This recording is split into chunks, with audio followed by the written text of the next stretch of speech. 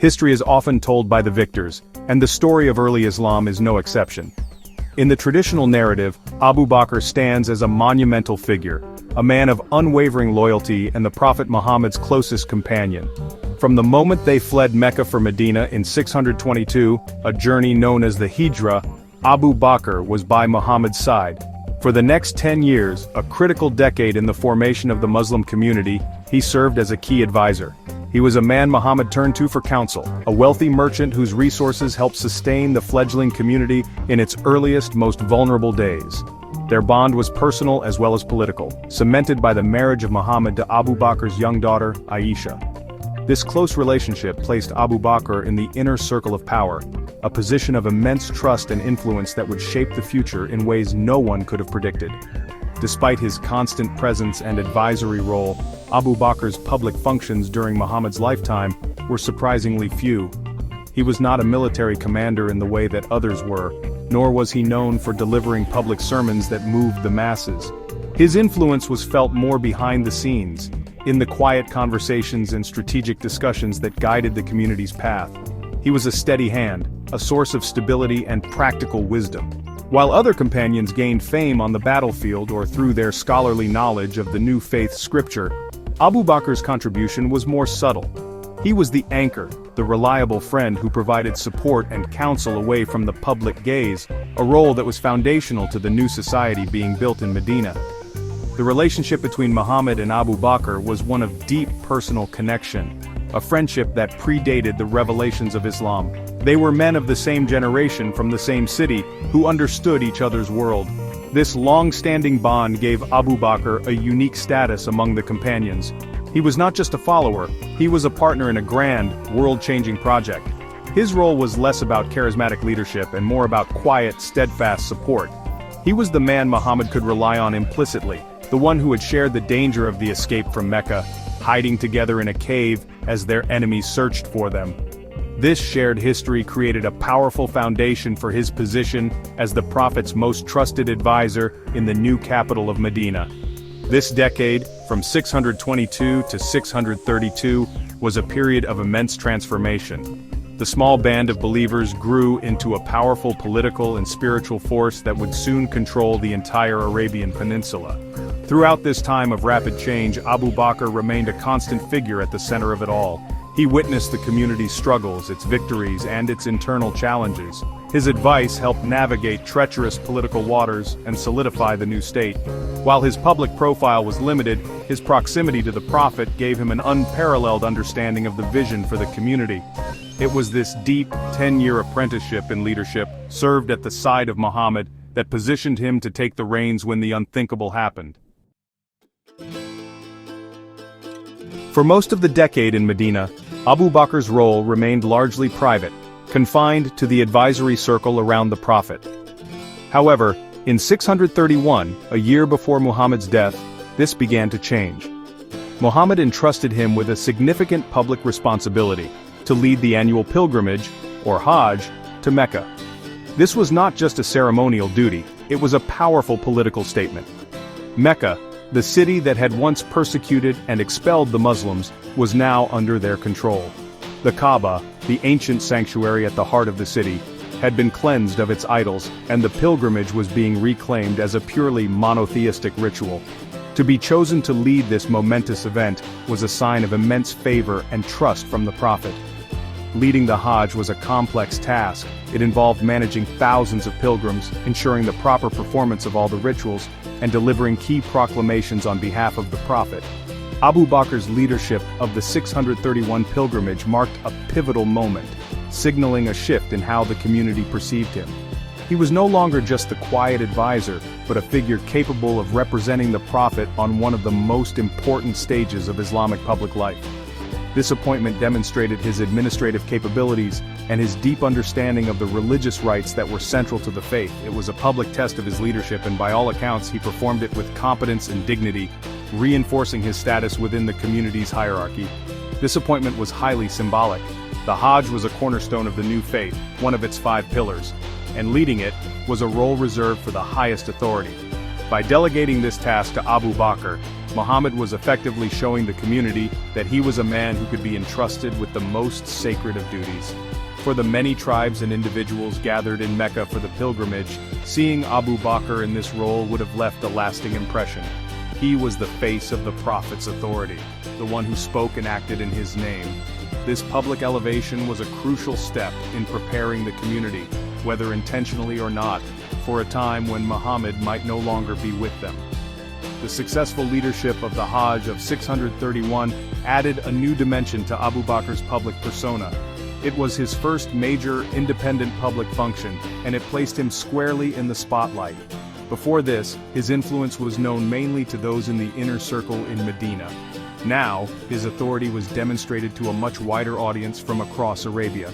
This event became a key part of the narrative that supported his later claim to leadership. It was presented as evidence that Muhammad himself had designated him for a position of command, setting a precedent that would be invoked just 1 year later in the chaotic hours following the Prophet's death. In the final fading days of his life in 632, Prophet Muhammad fell gravely ill. The fever left him too weak to stand, too weak to lead the daily public prayers in the main mosque of Medina. This was an unprecedented situation. For 10 years, the sound of Muhammad's voice leading the prayers had been a constant, a daily reassurance of his presence and guidance. His absence from the front of the congregation created a palpable void, a sense of anxiety that spread through the community. The question of who would take his place, even temporarily, was not a minor one. The person who led the prayers was, in that moment, the acting leader of the community, the focal point of their collective worship. According to the accounts that would later form the basis of his legitimacy, it was Abu Bakr whom Muhammad designated to lead the prayers in his stead. The story is told that Muhammad, hearing the call to prayer from his sickbed, asked for Abu Bakr to be summoned. His wife, Aisha, Abu Bakr's daughter, is said to have protested, suggesting that her father was too soft-hearted and would weep, his voice unable to carry through the mosque. But Muhammad reportedly insisted, brushing aside her concerns and repeating his command. This insistence is often portrayed as a clear and deliberate choice, a final signal from the Prophet about his preferred successor. The sight of Abu Bakr standing in the Prophet's place at the front of the mosque was a powerful and poignant image for the assembled Muslims. For days, as Muhammad's illness worsened, it was Abu Bakr's voice that guided them through the familiar cycles of bowing and prostration. He was physically occupying the space of the leader, performing the most visible function of leadership in the early Muslim community. Each prayer he led served as a public affirmation of the trust Muhammad had placed in him. It was a quiet, solemn, and deeply symbolic transfer of authority, happening in real time before the eyes of the entire city of Medina. This act, more than any other, became the cornerstone of the argument for Abu Bakr's succession. It was seen as the Prophet's final, unspoken will. In the political turmoil that followed Muhammad's death, his supporters would point to this moment repeatedly. They argued that the man whom the Prophet trusted to lead the community in prayer, their sacred duty to God, was surely the one he trusted to lead them in all other worldly matters. The act of leading the prayers during Muhammad's final illness was not just a temporary measure, it was interpreted as a definitive endorsement, a final, crucial piece of evidence in the case for Abu Bakr as the first caliph. In the annals of Islamic history, a powerful claim is often made about Abu Bakr and his household, that they were the first Muslim family. This title suggests a unique and unparalleled devotion, an entire family unit embracing the new faith at its very dawn. The image it conjures is one of complete and immediate solidarity with the Prophet's message, positioning Abu Bakr's family as the bedrock of the new community. This narrative has been instrumental in cementing his legacy as the natural and rightful successor to Muhammad. It implies a level of commitment that was holistic and absolute, setting his family apart from all others and giving him a special claim to spiritual and political authority. However, this compelling narrative begins to crumble under closer historical scrutiny. The idea of a family is one of a cohesive whole, parents, children, and spouses, united in their beliefs and actions. To be the first Muslim family, one would expect that all its core members accepted Islam together in the earliest days. The historical record, however, tells a different and more complicated story. It reveals a family that was, in fact, divided by the new faith for many years. This division was not a minor disagreement, but a profound split that saw members of Abu Bakr's own household on opposing sides of the conflict that defined early Islam. The reality was far from the idealized picture of unified pioneering faith. The purpose of promoting this myth was clear. In the contest for leadership that erupted after Muhammad's death, every claim to legitimacy mattered. Being the head of the first Muslim family would have been a powerful argument. It would have suggested a divine favor resting not just on an individual, but on an entire lineage. This narrative helped to elevate Abu Bakr above other companions who also had strong claims to leadership based on their early conversion, their sacrifices, or their kinship with the Prophet. The story of a unified family of first believers was a potent piece of political branding designed to create an aura of destiny around Abu Bakr's caliphate. Examining this claim requires us to look beyond the hagiography and into the more complex and often uncomfortable details of the historical sources. When we do, we find that the label of first Muslim family is not just an exaggeration but is factually incorrect. The evidence points to deep and prolonged religious divisions within Abu Bakr's immediate family. His own son and his own father remained outside the fold of Islam for a significant portion of its formative years, a fact that directly contradicts the notion of a household united in faith from the beginning. The story of Abu Bakr's family is not one of instant conversion but one of slow and sometimes reluctant acceptance. The most glaring challenge to the myth of the first Muslim family is, honestly, the story of Abu Bakr's own son, Abdur Rahman. Far from being an early convert alongside his father, Abdur Rahman actually remained a staunch opponent of Islam for many years. He stayed in Mecca with the Quraysh tribe who, as we know, were the primary antagonists of Muhammad and his followers. His opposition wasn't just passive. He was in fact an active combatant in the fight against the nascent Muslim community. This puts the family not just on different sides of a theological debate, but really on opposite sides of a literal battlefield. It's a reality that starkly undermines any claim of familial unity in faith. The most dramatic example of this division came at the Battle of Badr in the year 624, a pivotal and defining clash between the Muslims of Medina and the Quraysh of Mecca. While Abu Bakr fought in the Muslim ranks under the command of Prophet Muhammad, his son Abdur Rahman actually fought against them in the army of the Quraysh. According to some accounts, Abdur Rahman was a formidable warrior, and he later told his father that he had deliberately avoided him on the battlefield to spare his life.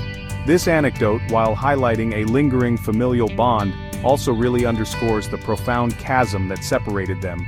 A father and son fighting on opposing sides of the Holy War is, if anything, the very antithesis of a unified first Muslim family. Abdur Rahman's resistance to Islam actually continued for years after the Battle of Badr. He remained a polytheist, loyal to the traditions and leadership of Mecca, even as his father rose in prominence as one of the most important figures in Medina. It was not until much later, after the Muslims had grown significantly in power, and just before the final conquest of Mecca in the year 630, that Abdur Rahman finally decided to convert. His conversion came long after the initial difficult years of struggle and sacrifice were over. He joined the community when its victory was, well, all but assured, making his story one of late acceptance rather than pioneering faith. The story of Abdur Rahman is a crucial counterpoint to the idealized narrative surrounding Abu Bakr's family. It reveals the messy human reality of how the new faith divided families and loyalties. It shows that even in the household of the Prophet's closest companion, the message of Islam was not universally or immediately accepted. The presence of a son who actively fought against the Muslims for years makes the claim of being the first Muslim family impossible to sustain. It reminds us that history is rarely as neat or as simple as the stories we are often told, and that even the most revered figures had complex family dynamics that just don't fit into tidy narratives. The division within Abu Bakr's family extended not only to his son, but also to his father, Abu Quhafa. Like Abdur Rahman, Abu Quhafa did not embrace Islam during its early, persecuted years in Mecca.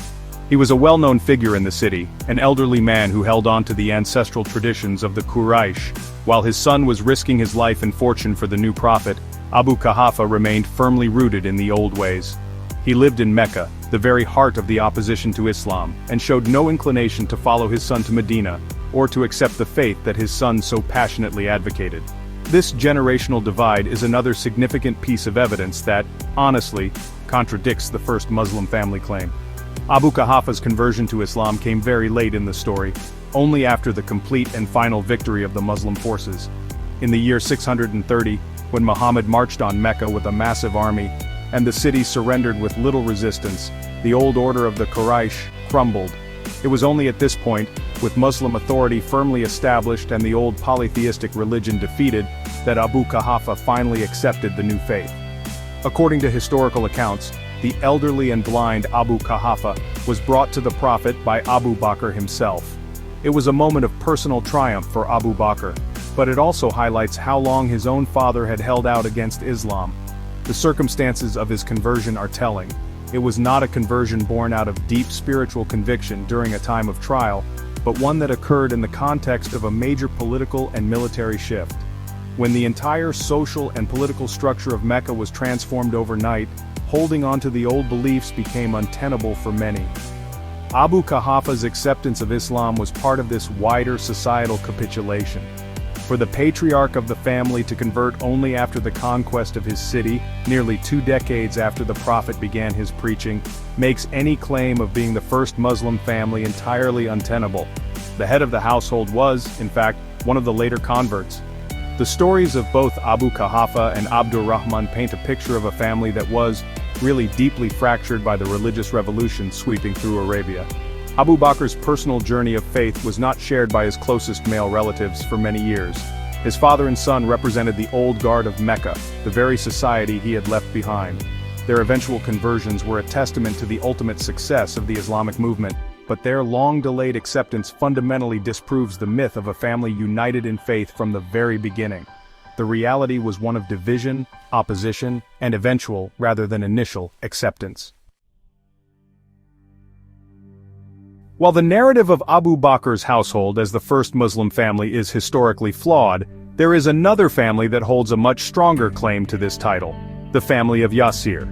Yasir, his wife Sumaya, and their son Ammar were among the earliest converts to Islam in Mecca, and crucially they accepted the new faith together as a family unit.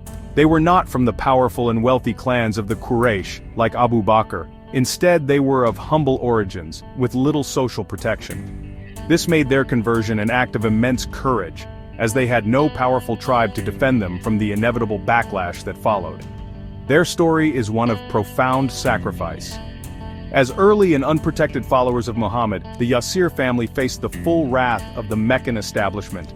They were subjected to brutal and public torture, designed to force them to renounce their new beliefs and to serve as a terrifying example to others who might consider converting. The leaders of the Quraysh, like Abu Jahl, made them a public spectacle, tormenting them under the scorching desert sun. Despite the unimaginable pain and pressure, Yasir, Sumaya, and Ammar remained steadfast in their faith, offering a powerful testament to the strength of their conviction. They were a family truly united in their belief, willing to endure the ultimate hardship together. The persecution of the Yasir family culminated in tragedy. According to tradition, Sumaya became the first martyr in the history of Islam, killed during torture for her refusal to abandon her faith. Her husband Yasir also died as a result of the persecution he endured. Their son Ammar survived but carried the physical and emotional scars of this ordeal for the rest of his life.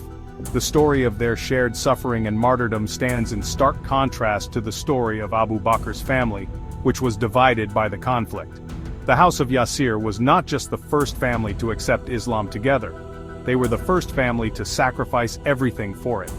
Their legacy is a cornerstone of Islamic history, representing the courage and resilience of the earliest believers. They embody the spirit of sacrifice that the new faith demanded of its followers in the beginning. While Abu Bakr's contribution was immense, particularly in terms of financial and political support, the claim to being the first Muslim family belongs unequivocally to the House of Yasir. Their collective acceptance of Islam and their shared martyrdom make them the true pioneers of familial devotion in the early Muslim community. Their story serves as a powerful reminder that the foundations of Islam were built not just by the powerful, but by the profound faith of the humble and the oppressed. The death of Prophet Muhammad in June 632 plunged the nascent Muslim community into a state of shock, grief, and profound uncertainty. Their leader, prophet and guide for over 2 decades was gone. The immediate aftermath was a scene of chaos and disbelief. Many, including the powerful companion Umar ibn al-Khattab, initially refused to accept that Muhammad was truly dead, declaring that he had merely gone to meet his Lord and would return. In this moment of deep collective trauma, the community looked for leadership and solace. Yet 2 of the most prominent figures, Abu Bakr and Umar, were conspicuously absent from the preparations for the Prophet's burial. While the Prophet's family, led by his cousin and son-in-law Ali ibn Abi Talib, began the solemn and private task of washing and shrouding his body for burial, Abu Bakr and Umar were occupied elsewhere. They had received news of a political emergency. The Ansar, the native inhabitants of Medina who had welcomed Muhammad and his followers, had gathered at a meeting hall called the Saqifa of Banu Sa'ida. They were discussing the future leadership of the community, and it seemed they were preparing to elect a leader from among themselves. For Abu Bakr and Umar, this was a crisis that threatened to splinter the community they had worked so hard to build. The question of succession took immediate precedence over the rituals of mourning. The scene at the Saqifa was tense. Abu Bakr and Umar rushed to the meeting and entered into a heated debate with the leaders of the Ansar. Arguments were made about who had the right to lead, the Meccan emigrants who had been with the Prophet from the beginning, or the Medinan helpers who had given them sanctuary. In a decisive political maneuver, Umar seized Abu Bakr's hand and pledged his allegiance to him, declaring him the new leader, or caliph. Others quickly followed suit, and the matter of leadership was settled, at least for those present. While this was happening, the Prophet Muhammad, the man they were meant to be succeeding, lay unburied in his home. There was no state funeral, no period of official mourning. This sequence of events had a profound and lasting impact on the Muslim community. The absence of the new leader and his chief deputy from the Prophet's funeral was seen by some as a profound disrespect to Muhammad and his family. It created a deep wound, a sense of grievance that would fester and contribute to the first major schism in Islam. The decision to prioritize the political consolidation of power over the final rights for the Prophet signaled a shift in the community's focus. The spiritual leader was gone, and in the vacuum he left, the practical and urgent demands of politics rushed in, setting a controversial precedent for how power would be transferred and wielded in the new Islamic state. Abu Bakr's transition from trusted advisor to the first caliph of Islam was a pivotal moment that set the course for the future of the faith. His leadership during the tumultuous 2 years that followed Muhammad's death was crucial in holding the fragile Muslim state together. He successfully prosecuted the Ridda Wars, subduing tribes that renounced their allegiance after the Prophet's death, and he initiated the compilation of the Quranic verses into a single volume. His supporters view these actions as proof of his wise and decisive leadership, arguing that he saved Islam from collapsing in its infancy. In this narrative, his swift move to secure power was a necessary act to prevent civil war and preserve the unity of the community. However, the circumstances of his rise to power left a legacy of division and controversy that has echoed through the centuries. The decision to forgo the Prophet's funeral in favor of a political meeting at Saqifa created a lasting rift. For the family of the Prophet and their supporters, who would later be known as the Shia, this was an unforgivable act. They believed that leadership should have passed to Muhammad's designated heir Ali ibn Abi Talib, and that Abu Bakr's election was a political coup that usurped the rightful succession. This fundamental disagreement over the events of 632 became the primary source of the Sunni-Shia split, a division that continues to shape the Muslim world today. The narratives constructed to legitimize Abu Bakr's rule, such as the claim of his household being the first Muslim family, also had long-term consequences. While historically inaccurate, these stories were powerful tools of political persuasion that helped to solidify his authority. They demonstrate how history can be shaped and retold to serve the interests of those in power. The critical examination of these claims is not meant to diminish Abu Bakr's personal piety or his significant contributions, but to understand the complex interplay of faith and politics in the earliest days of Islam. It reveals a more human and contested story than the one often presented in traditional accounts. Ultimately, the story of Abu Bakr is one of immense complexity. He was a loyal friend, a steady advisor, and a leader who inherited an almost impossible task. Yet, the actions taken in the hours and days after Muhammad's death cast a long shadow. The prioritization of political stability over mourning, the absence from the funeral, and the contested nature of the succession created fault lines within the community that would never fully heal. Understanding this untold story, the story of the divided family, the rushed succession, and the political urgency, is essential for grasping the deep-rooted historical tensions that have defined Islam for over 14 centuries. It shows that the seeds of both its greatest triumphs and its most profound conflicts were sown in its very first days.